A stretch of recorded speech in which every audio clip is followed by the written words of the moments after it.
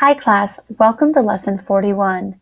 In this lesson, you will learn to analyze reactions for conservation of mass and balance chemical reactions using coefficients. Let's get started. In all chemical reactions, there's a conservation or a saving of mass, energy, and charge. That means that the mass, energy, and charge of the reactants must equal the mass, energy, and charge of the products. Today, we're going to focus on conserving mass. When you conserve mass, the number of atoms of each element must be equal on both sides of the equation. So if we examine this scale here, you can see that we begin with 5 atoms of oxygen and 5 atoms of zinc. And after they react, we still have 5 atoms of oxygen and 5 atoms of zinc, even though they've been rearranged. Now, as a review, we know that energy is also conserved in a chemical reaction because energy cannot be created or destroyed. Some chemical reactions are called endothermic when they absorb energy, and other chemical reactions are called exothermic when they release energy. We can determine if a chemical reaction is endothermic or exothermic by examining its delta H or heat of reaction from reference table I. We can also use the heat of the reaction to write the heat term directly into the chemical reaction. As a review from Unit 2, we know that breaking bonds always requires energy to be absorbed. So when you want to break bonds, you have to, break the bonds, absorb the energy. Now, the opposite is true when you make bonds. The reason why bonds form is because when atoms bond together to form compounds, energy is released. Reference table I tells us whether or not certain reactions are endothermic or exothermic. Recall that reactions with a positive delta H are endothermic and absorb energy, while reactions with a negative delta H are exothermic and release energy. When we look at reference table I, if you look at this particular reaction for the synthesis of ethane, you can see that the delta H is positive 52.4 kilojoules.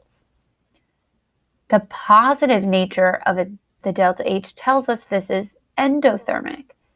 We can rewrite this reaction by adding the word heat, the word energy, or the exact number of kilojoules, in this case, 52.4, before the reaction arrow. Now, in this reaction, the synthesis of carbon dioxide from its elements, you can see that it has a negative delta H. This reaction is exothermic.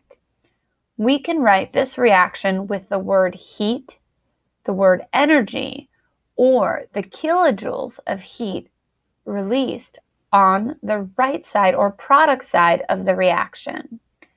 Notice that minus signs are not allowed in chemical reactions, so we must write the heat term on the product side with a plus sign.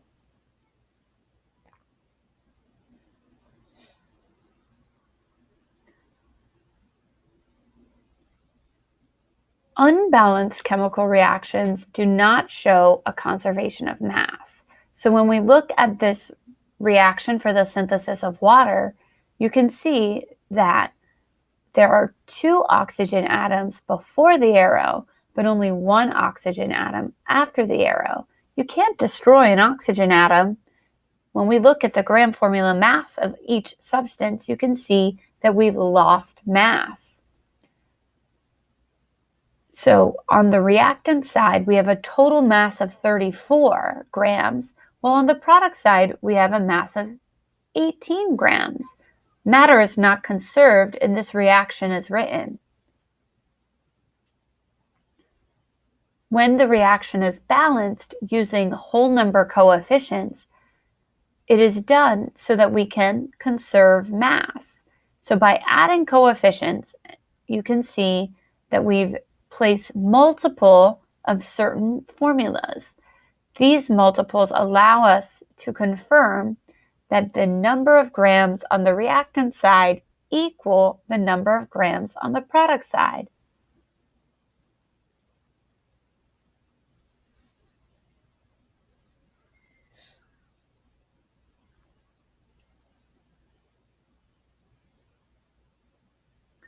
So by now, you should be able to analyze reactions for the conservation of mass and tell whether or not they are balanced or not. Balancing reactions is one of the most tricky things we are going to do in Regents chemistry. But if you approach it stepwise, it's really not that bad. When we balance chemical reactions, we use coefficients. We never can change subscripts in a formula. Recall that the subscripts in a formula are there to make sure the total net charge of a compound is zero, like a stable, low-energy, noble gas. The steps for balancing chemical equations is simple. Balance using the smallest whole number coefficients. If you balance a chemical reaction, but all of the coefficients are multiples of one another, reduce to the lowest ratio. After balancing, check and see if each atom is balanced, meaning that there's the same number of each element on both sides of the chemical reaction. So let's balance 3 reactions together. We will balance with both pictures and with a number chart. Okay, class, let's look at this equation and see why it's not balanced, and then we can use coefficients to balance it to the simplest whole number ratio. So in this reaction, we have hydrogen, which we're just going to call open circles. We have 2 hydrogen to begin with, and they react with 2 oxygen. We'll make the oxygen closed circles. And they make 1 water. Water is an oxygen and 2 hydrogens. So I like to keep count of my atoms on each side of the reaction using a T-chart. So I can see that we have hydrogen and oxygen. And here I have 2 hydrogen, and on the product side I also have 2 hydrogen. But on the reactant side, I have 2 oxygen, and on the product side, I have 1. So I've lost an oxygen in the reaction as given. And since matter cannot be created or destroyed, we're going to need to correct this. Now, we can never, ever change the subscripts, as these formulas are balanced, and by changing the subscript, we'll change the substance. So instead, we can only balance with coefficients. So what I can see is I need to have more oxygen here. So in order to do that, I'm going to think and look for the least common multiple between 1 and 2. That is 2. So I'm going to try and have 2 oxygens on each side of my chemical reaction. I already have 2 oxygens on this side. In order to have 2 oxygens using only water molecules, I'm going to add a coefficient of 2. That means I have 2 water molecules. So if I go back to my chart, adding this coefficient of 2 has corrected my oxygen imbalance because now I have 2 oxygens, 2 on the reactant side and 2 on the product. But it has created an imbalance with the hydrogens, because here you can see that when I multiply the coefficient times these hydrogens, I now have 4 hydrogen atoms, but on the reactant side, I only have 2. So when we balance, we may end up balancing one atom and need to adjust another. So here, now we need to correct the imbalance for the hydrogen. So I go back to my chart and I have 2 and 4. The least common multiple between 2 and 4 is 4. So I'm going to try and have 4 hydrogens on each side. I already have 4 hydrogens here. So I'm going to add a coefficient, which is going to create another hydrogen molecule. And now I have an equal number of hydrogens and an equal number of oxygens on both sides of my chemical reactions. I can see from both the atoms and from my chart that I am balanced. Now let's see if we can balance this reaction, which involves the synthesis of ammonia. In this reaction, we have diatomic nitrogen and diatomic hydrogen form ammonia.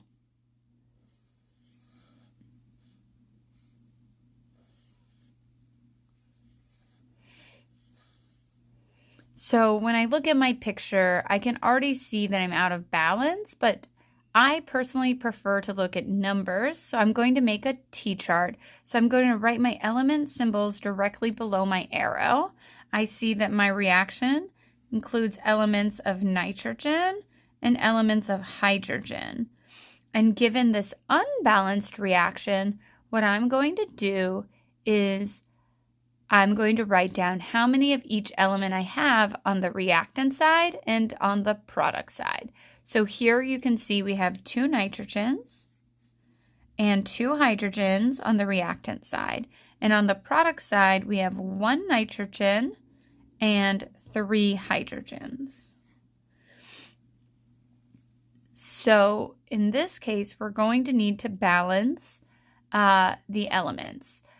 I prefer to balance all elements except for hydrogen and oxygen first, so let's start with the nitrogen.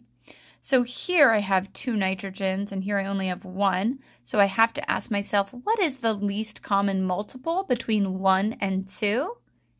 That is a 2. So I'm going to add coefficients so that I can have 2 nitrogens on each side of my reaction.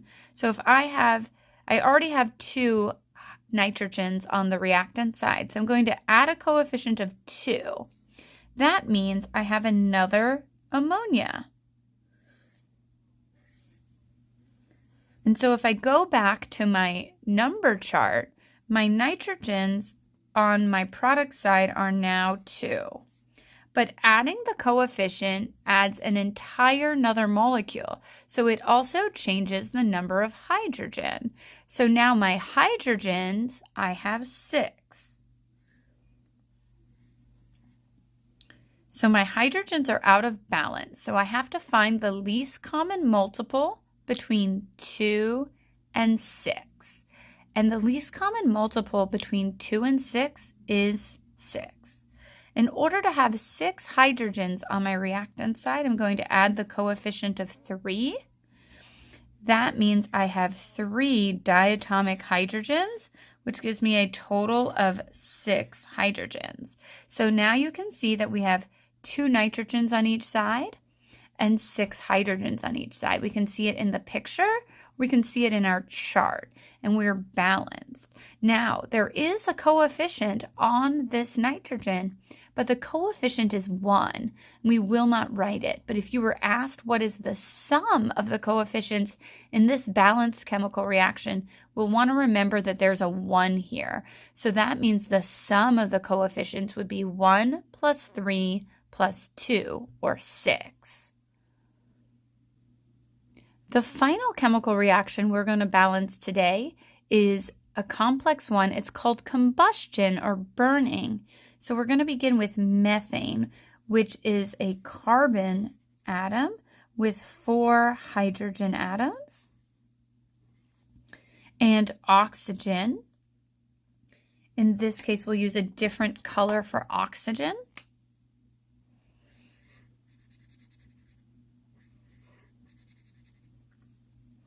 and we're going to produce water, which is 1 oxygen with 2 hydrogens. Our hydrogens are the open circles, and carbon dioxide, carbon being the closed circle. And again, oxygen is the red atom in our diagram. Here we can look at the equation to see that it is not in balance. I have 2 oxygens here on the reactant side, but I have 3 oxygens on the product. I have 4 hydrogens on the reactant side, but only 2 of them on the product side. So we need to correct this. Now again, we can use images, or as I personally prefer, we can make a chart. I always make my chart. I list my elements directly under the reaction arrow, so I can count the elements before the reactants, and I can count the elements after, which are called the products. So in this reaction, we have carbon and hydrogen and oxygen. And as we look through our picture, I can see that on the reactant side, I have 1 carbon, 4 hydrogens, and 2 oxygens. And on my product side, I have 1 carbon and 2 hydrogens, and I have oxygen in 2 different places.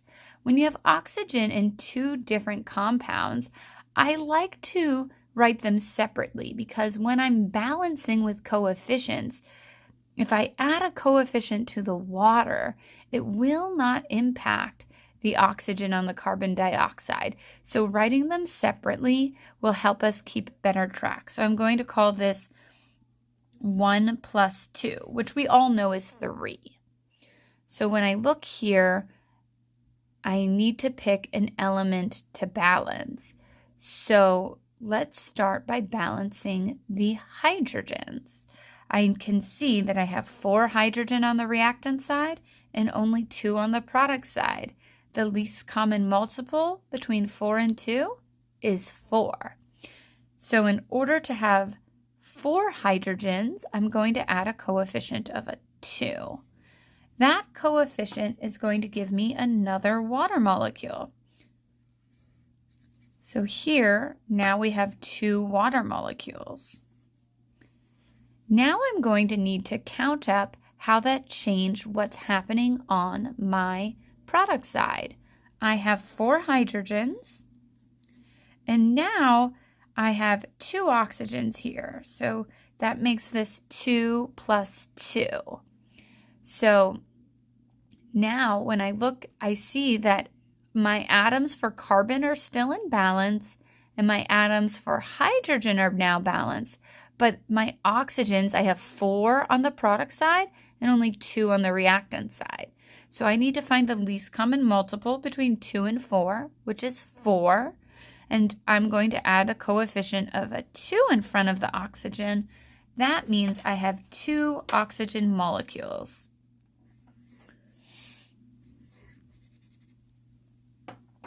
So here, that means that I have a total of 4 oxygen atoms.